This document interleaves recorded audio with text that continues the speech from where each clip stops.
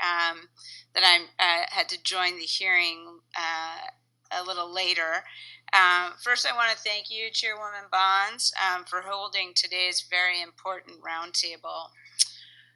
I am extremely concerned that the DC Housing Authority is not just drifting away from its mission to serve our most vulnerable residents, but deliberately abandoning our most vulnerable residents.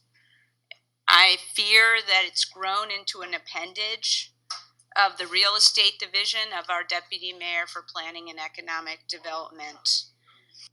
And this is going to lead to the continued gentrification of our city. I'm just going to say it plain because it's Friday night and none of us have time to waste.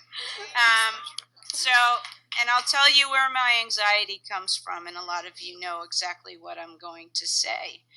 My anxiety comes from evidence, very clear evidence, that deals being done by the Housing Authority are not for the benefit of residents who live in public housing, but for developers. And I'll give you example number one, which is the very recent handling of the redevelopment of their headquarters at 1133 North Capitol Street.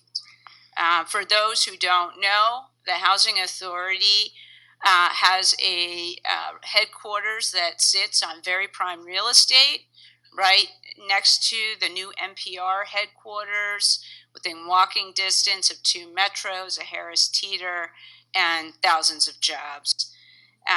This is property that the Housing Authority owns that the city gave to it to leverage because we knew we were going to have to rebuild the authority's headquarters to leverage for the benefit of public housing residents. And what I believe we have gotten is a giveaway to 3 politically connected developers.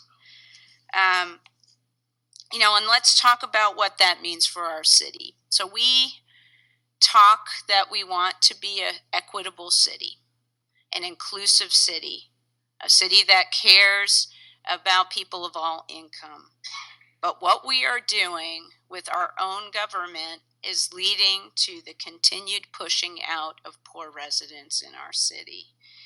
And as we saw in the Washington Post, and then also pushing toward a voucher-driven housing authority, in which those with vouchers have to make rational decisions that lead their families to move to Maryland. And we read about this in the Washington Post just this past week.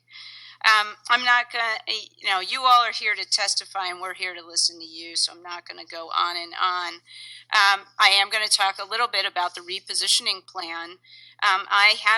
Certainly I have concerns, especially about the use of Section 18, that we might not have ownership in these deals.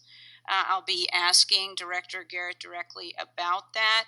I also have very big concerns about relocating 400 families a year. I have concerns just about the relocation plan. I have concerns about the capacity of the Housing Authority to do this. This is where the rubber meets the road, and where we have to make sure that the words that we always say about being an equitable city and giving everyone a fair shot, we mean it when it comes to the Housing Authority, and that we're not just giving away very valuable real estate in our city to developers.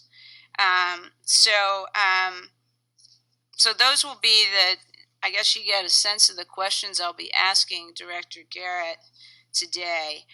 For this panel, this is a very, I have a high regard for all of you. You've been very involved. I have just 2 questions. So Ms. Leibowitz, you mentioned the 1133 plan. Can you tell me, so I have concerns